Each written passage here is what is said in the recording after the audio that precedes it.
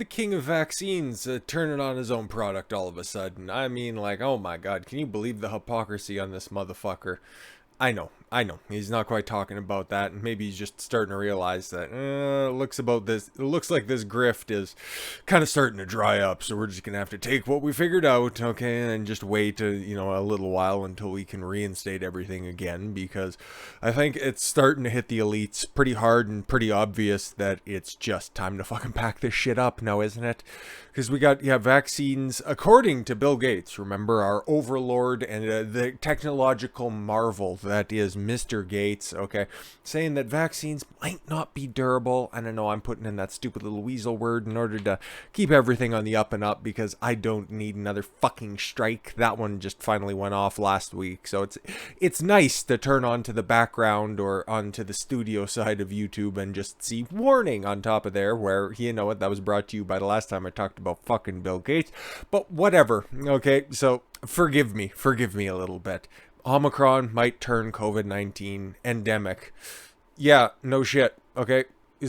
We'd be here all day if we were to list everything that is endemic at this point, and something that we're just gonna have to learn to fucking deal with. And I think a lot of people out there, and most of you guys included, have realized that this shit ain't fucking going anywhere, okay? We're just gonna have to learn to deal with it. You catch a case of the sniffles or a sore throat or maybe a dry cough every once in a while. Yeah, it sucks, but you don't shut down your entire life or your means for economic stability. You don't just turn off that fucking valve. You don't start strapping dumb shit to your fucking face that doesn't have any sort of efficacy just because some fucking moronic oligarchs out there think that, oh, it's the best thing to do for you. No, it's not. No, it's not. Taking care of yourself is the best thing to do for you. And yeah, Gates and the like, it kind of looks like they're just right now in their dying, unfortunately not in that context, but just in the dying days of their control of the levers of power. Gates, in a Twitter discussion Tuesday, said that the current COVID-19 vaccines might be missing two key factors, and claimed that Omicron might bring about a wave of immunity in communities it passes through. Yeah, realizing that eventually, at one point in time, and the fact that Gates is bringing this up means that eventually we're going to start to hear some of the leaders of the different institutions, because that's the way that all of these talking points just kind of funnel down. You got your elites up at the top that just distill their information down to the different talking heads of the different agencies, and then eventually they start talking about it in different vagatories, and then eventually it becomes policy, okay? So give it a couple of weeks, okay? And there's a lot of other indications out there. I had an article pulled up, but it really was no good outside of the headline anyways.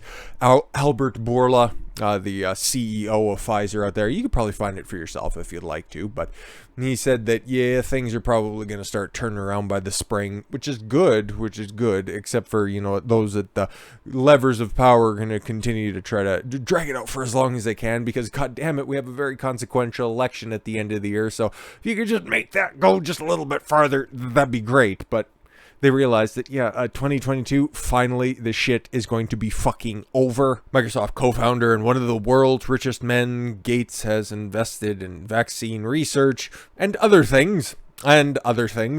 Feel free to troll through on your own time what he has patented and researched. In fact, there are a couple of videos on the Rumble and Odyssey side of things if you're interested in such dalliances.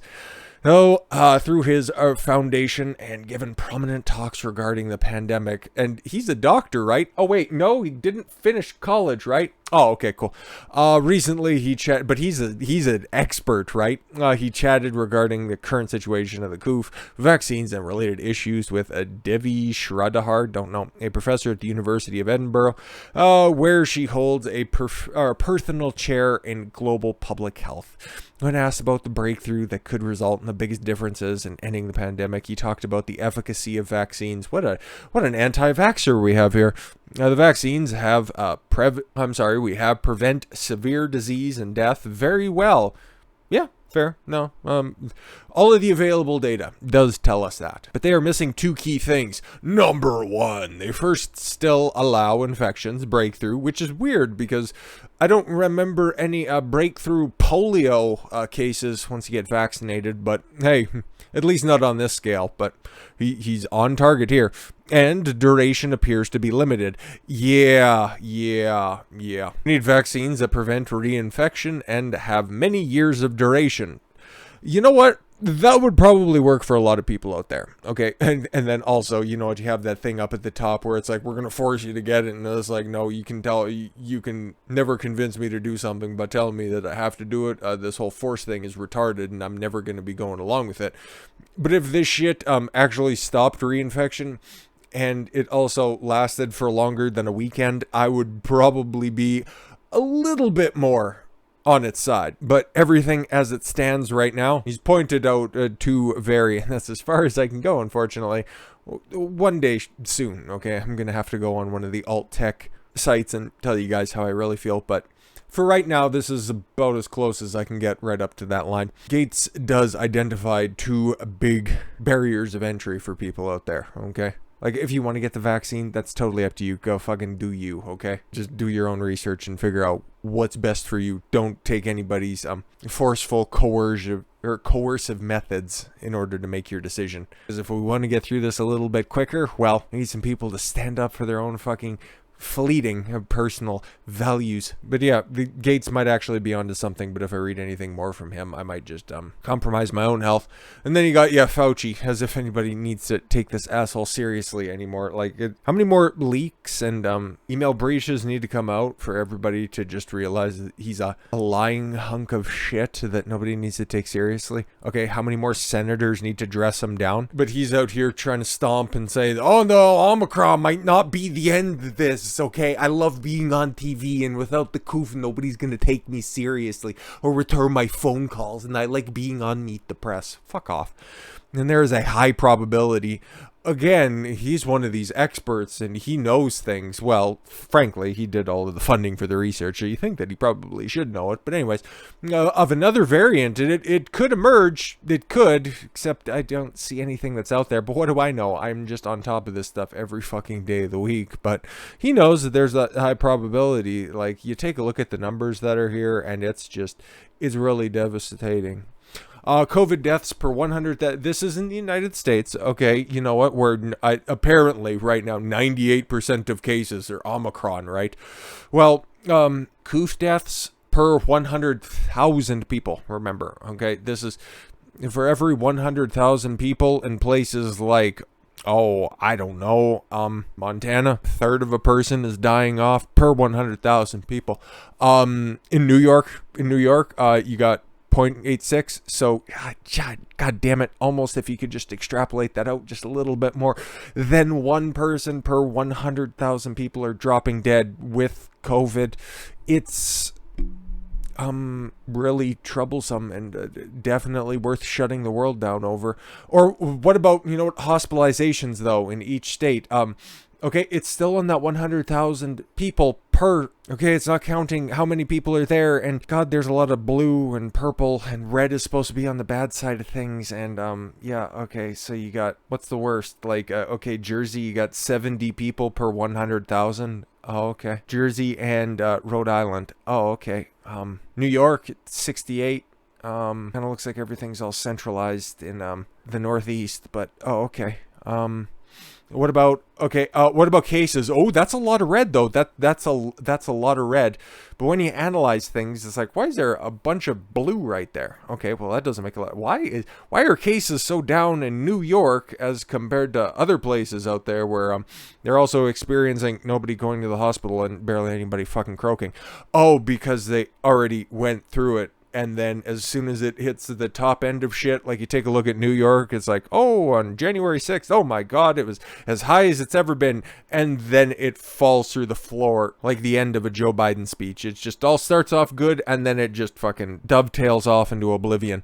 Same with Jersey, same with Maryland. Take a look at the numbers that are out there. And it wasn't that long ago that Florida and Georgia were in the exact same situation. So you'd probably take a look by the end of the week and that's where the numbers are going to end up. And there's no sign. It's like, okay, when Delta was fucking trailing off, it's like, oh my God, Omicron's on the horizon. And it's like, oh, okay, cool, a month's gone on and everything that kind of bore out of Israel and South Africa, yeah, it all looks like it comes true. This was like one last month, okay, of You know what? Big scary numbers until you take a look at them and realize that, yeah, they aren't as scary as they'd like you to believe. So it's about fucking time that people stop fucking fear mongering on this stuff, because yeah, okay, you made it, okay, you got into the 3rd year, okay, but are you gonna make it up to the 2nd anniversary of 2 years to or of 15 days to flatten the curve?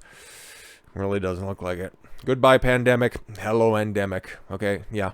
Let's just get back to normal, okay? It's been 2 years. 2 years of your kids' lives have been fucking thrown to the wayside, okay? 2 years. 2 years of not being able to go around and freely associate with whoever you want to unencumbered, okay? 2 fucking years of having every aspect of your life probed, changed, modified. All for what? All for what? Something that started out where it seemed, oh my god, this is so scary. And then a couple of days in, it was like, okay, so if you ended up catching this, what's the worst thing that happens? Oh, you feel a little run down. Oh, okay. Can we go back to normal? 2022. Sorry. Wait, what? No. It's got a 19 at the end of it because that's when this thing was discovered. Oh, okay. Cool. It's almost like we should have been through this a long time ago. But the people who had the power made sure that they fortified them being at the levers of power and really just don't know how to get out of this. Okay, because realistically, okay, I could have woke up this morning and all of the restrictions could have been gone. They could have been gone in your state, in your city. Could have been gone in my province, my city, but they aren't. Why? Because they're waiting till the bitter end of this? Do they actually think that it's going to end up being done and dusted? Do they think by telling people to keep wearing masks and now different types of masks and more masks is somehow something that we've been doing since the beginning is now going to start working all of a sudden because it's a different, more transmissible version of the virus? What are we doing here? Okay, just fucking reconcile with the fact that it's not going anywhere. This shit is just going to continue to go on in perpetuity, okay? Because if we figured out that we could kill off somebody carrying a virus, they would have just put 2 in the back of somebody's head with a fucking runny nose a long time ago and we wouldn't have the common cold, okay?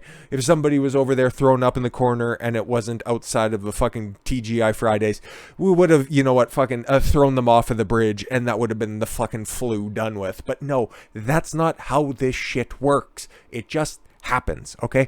You could have something, okay? I could have something right now, okay? Maybe a couple of fucking screws loose, but that's beside the point. Whether I'm carrying something, whether or not I'm infected with something, okay?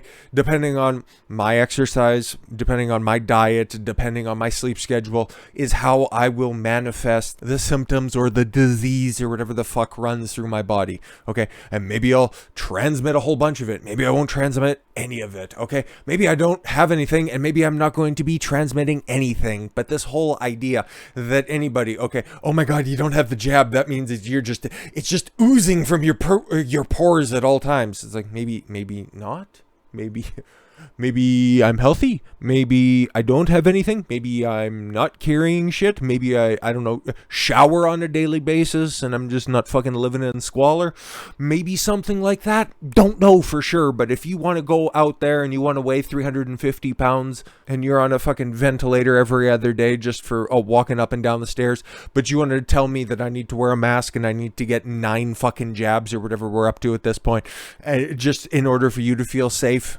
And it's like, no thanks. Okay, I can barely stand people at the best of times, but if you got some tyrannical fucking Karen to tell me how I should be living my life, I have no sympathy for you, okay? And whatever I can do in order to keep my own autonomy, okay, keep my own liberty, I will put equal amounts of effort into making sure that you definitely achieve that early demise you're aiming for.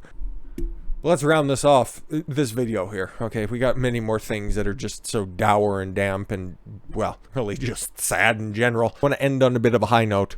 Like, yeah, it's endemic. We're done with this shit, okay? It's going to be here. Recognize the fucking facts. In early 1918, when World War I entered its final year, the H1N1 influenza A virus infected millions of people, causing the Spanish flu pandemic. By April 1920, after 4 waves and almost 11 million deaths, the pandemic ended. Huh, how about that? H1N1 became less deadly and caused only ordinary seasonal flu. It had become an endemic virus. Yeah, that whole H1N1, never heard from it again, right? Obviously. Will history repeat itself after 2 years of the COVID pandemic and 4 waves of different variants? Will something that comes from the same virus family, okay, the same virus categorization, will it end up being an endemic virus, something that followed the exact same pattern? No, maybe, who knows. In the past week, there have been a few related research works published that point in the same direction, that, yeah, it's looking good, that Omicron is fast spreading but less pathogenic. None of these are yet peer-reviewed, but that's because the data is time-sensitive, so scientists choose to allow public access to the research live, whatever, as the peer review process takes time. So what does new data suggest? That the spread of Omicron and the pandemic waves come and go. So in order for the Omicron to be the final wave, it will need to be able to stimulate strong and long-lasting immunity against potential future variants, which has been well researched, and it shows that people are still producing antibodies after initial infection and recovery some 13-14 months after the fact. So, and what am I working on 15 months afterwards, all said and done? So I'm sure they're in there, but I'm not getting anything fucking stuffed up on or around me. Okay, that's not my deal. I keep my facial hair nicely kempt. I'm no Jack Murphy. For about a year now, scientists have been discussing the potential for SARS-CoV-2 to join the 4 human coronaviruses as an endemic virus. SARS-CoV-2 is the 7th coronavirus that infects humans. We have MERS, causing Middle Eastern respiratory syndrome. That's racist. You're naming it after the place it came from. What barbarians would do that? SARS-CoV and SARS-CoV-2, causing severe acute respiratory syndrome. And the remaining 4, OC43, HKU1, 22-9E, and NL63, endemic viruses that cause the common fucking cold. There are 2 reasons that the transition from pandemic to endemic didn't happen until Omicron. Oh, I could think of a few more, but let's see which ones he points out that are just more accepted by the medical community. All the widely used vaccines are based on the spike protein, which doesn't induce a protective, long-lasting T-cell response, and number 2, natural immunity wasn't widespread or acknowledged. Let's be fair. Hopefully, Omicron will act like its other attenuated vaccine cousins, and with any luck, no other CoV-2 variants will emerge to become a pandemic in the future. Well, you'd like to hope so. There's just all the numbers kind of point in that direction, that we're just kind of done treating this as just the worldwide, global, ending force that, aspiring tyrants want it to be. Can we just go back to normal? That'd be great. Okay, thanks. Let's just, talk about sports stars not submitting to the poke and getting thrown out of the country. It's not like anything like that is happening. With that said, thank you all very much for the gift of your time. I've been Don Consuelo. I want you to follow your gut and get after it. Take care, everyone.